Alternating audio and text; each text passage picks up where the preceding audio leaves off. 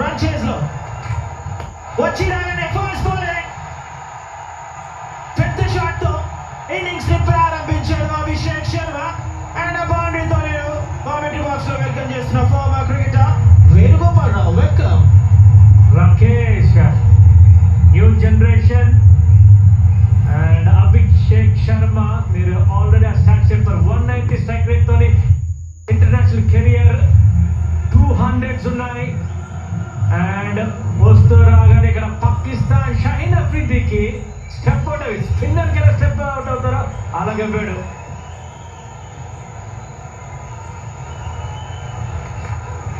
మరొకటి తీసుకోరాజా and six from Abhishek Sharma.